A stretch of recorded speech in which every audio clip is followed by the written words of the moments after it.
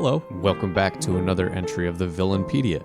Today we're learning about a real bastard, the Devil, final boss and main villain of Cuphead.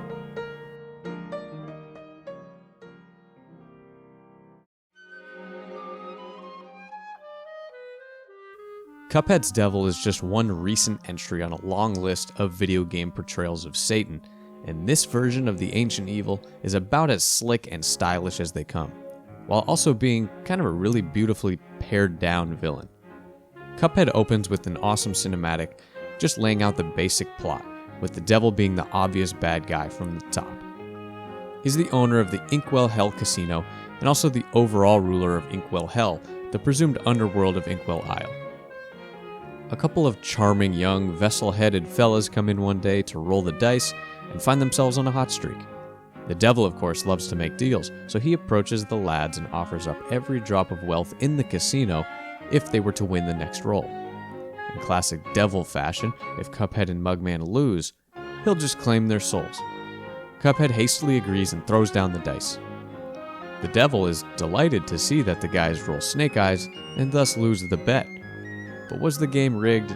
Probably. The brothers beg for their souls to be spared, and being the swindling swingman that the devil often is, he makes a deal that Cuphead and Mugman literally can't refuse, to go and collect soul contracts from every greedy individual on Inkwell Isle that owes the devil gambling debts by tomorrow midnight. Or then he would really take their souls. A win-win for the devil, I think. This is something I find really cool about the devil here. Usually in games we're conquering waves of evil minions and mini-bosses, but in Cuphead, you're sort of forced into service of the villain from the beginning, and the bosses you're fighting are people that the devil has beef with, not you. Now, admittedly, the lore of Cuphead isn't quite as deep as the last Villainpedia entry, but it's definitely a nice twist on the standard roles that we often play, especially in classic and arcade-style games like this. The devil also has a right-hand man, King Dice. He has King Dice check in on us as we progress, and he's the guy you're actually going to turn in those contracts to as you advance and unlock each new section of the overworld. The devil is, well, the devil. I mean, he's the prince of lies and a complete rascal when it comes to cheating and always coming out on top. While he himself has tremendous physical power, as we see in the final boss fight, he likes to employ some muscle to do his dirty work for him, and his current muscle is King Dice. He also finds power through riches and wealth, being somewhat of like a mob boss type presence in Inkwell Isle. He's shaking down everybody and making bad deals until he has the entire population underfoot and indebted to him. The casino is the perfect trap for his evil business, and business is a boomin'. So back to the devil using King Dice. Once you defeat King Dice and move on to eventually face the devil, he actually offers you to join him.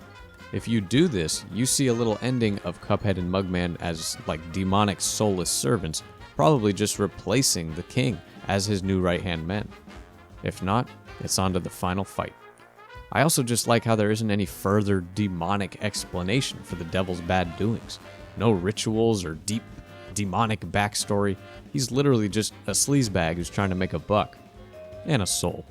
Additionally, if you know anything about Cuphead, it's probably that A, the art is amazing, and B, it's a son of a gun as far as difficulty.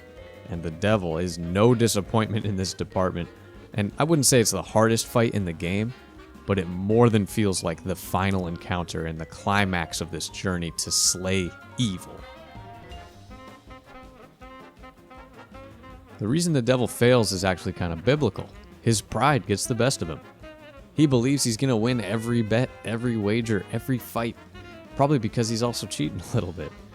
King Dice at a certain point even warns his boss that the boys are, getting a lot stronger over here. Devil, you might want to take a look at this. And he just brushes it off. He's like, I'll deal with it. And it's not a big deal. I'm the devil. It also never crosses his mind that possibly someone would deny the devil in making a deal. With the devil and King Dice finally out of the way, Cuphead and Mugman are free to make nice with everyone that they previously beat on in the name of Satan, and everyone lives happily ever after to wait another century for the DLC to come out. That concludes this nice short Villainpedia entry.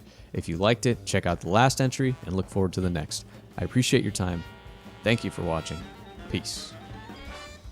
P.S. I just recently streamed a playthrough of Cuphead over on my Twitch channel, and you can find that link down in the description.